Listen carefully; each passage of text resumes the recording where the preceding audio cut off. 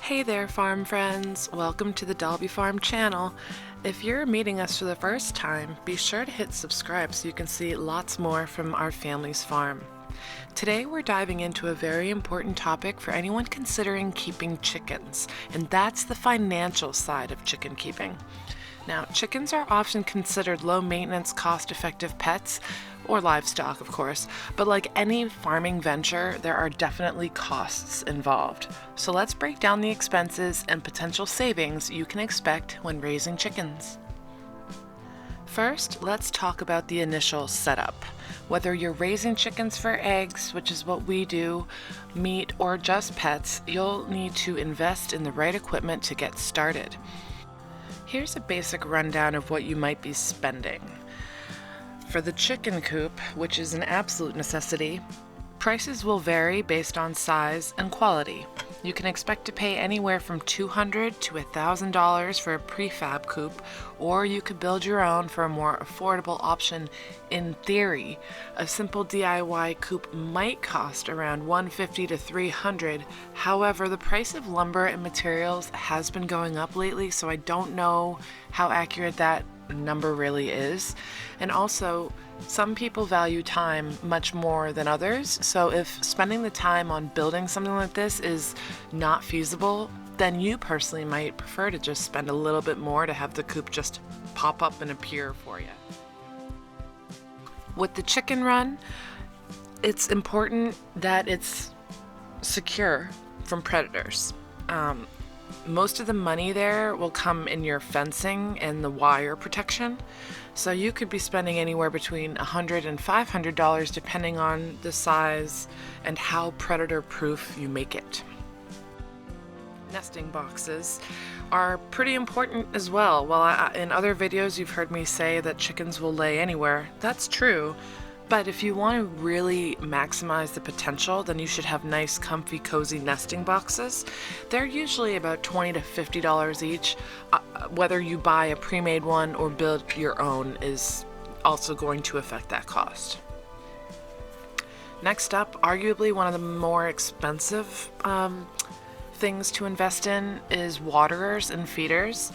And I say that because depending on how many chickens you have, you may need several of them. Not only that, but if you live in an area where you have brutal winters, then you're going to want heated waterers as well, and those definitely run upwards of $100, maybe $70 to $100 for one. So yeah, the feeders and waterers, I mean, the basic ones, like for any odd bird or whatever, is like $10, up to $50 maybe. For a flock of 6 to 10 chickens, you want either more or larger ones. And like I said, those could be up to $100 each. But remember, these are just your initial costs. You can definitely make adjustments based on the size of your flock and your budget. Once your chickens are all set up in their cozy new home, let's talk about the ongoing costs of raising chickens. This is where most people start to see the financial side of things really add up. Feed is the biggest ongoing cost for most chicken keepers. Depending on the breed and how much they're eating and how many chickens you have, a chicken typically consumes about a quarter to a third of a pound of feed per day. This can translate to around $15 to $30 per month for 4 to 6 hens. If you're raising chickens for meat, again, something that we do not do here, I am sure you can expect that feed bill to be much higher. You'll need bedding for your coop to keep things clean and comfortable for your chickens. Straw, hay, or wood shavings are commonly used, and it usually costs about $5 to $15 per month, depending on what you're using and where you're getting it from. The type of bedding you use may want to change based on the season, so be sure to factor that in. A little tip, if you know some woodworkers in your area, see if they have or are able to give you their wood shavings for free. Just like any other animal, chickens will need basic health care. This includes vaccinations, deworming, and the occasional checkup. If you're raising chickens for eggs or meat, you'll want to budget about $20 to $50 per year for each bird. You may also need to budget for things like mite treatments or antibiotics in case of illness, which can add up Sometimes they hurt their feet, sometimes they hurt each other. There are different ways that chickens need your attention when it comes to medicine. Okay, now, obviously, as I've said a few times in a passive way, one recouping cost is meat. We don't do that here, so I'm not really going to talk about it. I'm here to talk about egg production. So, raising chickens for eggs is obviously one of the most popular ways to recoup some of the investment. An average hen will lay about 250 to 300 eggs per year. So that means if you have 6 hens, you could expect anywhere from 15 to 1,800 eggs annually. Now, depending on where you live, farm fresh eggs can be sold for, I don't know, anywhere between $4 and $7 per dozen. That could mean you're earning anywhere from $450 to $1,100 per year just from selling eggs from 6 chickens. But keep in mind, you do need to balance that with the cost of feed, maintenance, and egg cartons.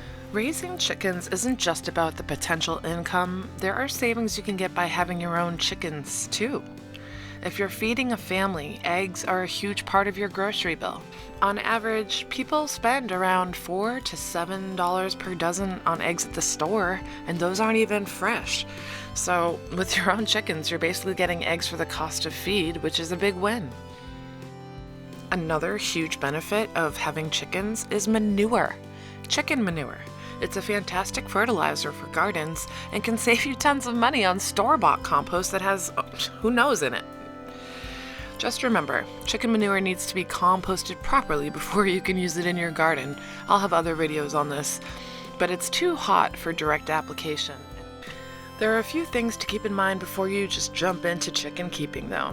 While chickens can provide great savings and extra income, there are also unexpected costs like repairs to the coop, increased utility bills from maybe, well, we don't heat the coop in the winter, so don't listen to that, but like water use, potential vet bills if something goes wrong, and don't forget about the time commitment. Chickens are fairly low maintenance, but they still require daily attention. If you like to travel, you would want to have a backup plan or someone around to help care for them while you're not there. And while you don't have to be a homebody to have chickens, I don't love the idea of you leaving your house all day long and leaving them to fend for themselves. It's best to have these animals when you're around your property a lot, to keep an eye on them and to make sure predators don't get access there. So there you have it, a little look at the financial side of keeping chickens. For us, it's really not at all about profit, but if there are ways to recoup your costs, then you definitely should. If you enjoyed this video, please make sure to give it a thumbs up, subscribe to Dalby for more farming tips and advice, and maybe share it. And let me know in the comments, are you thinking about raising chickens? Do you already have a flock? Is there something you want to talk about here? I'd love to hear more about your experiences and answer some of your questions. Thanks for watching, and I'll see you next time right here on Dalby Farm.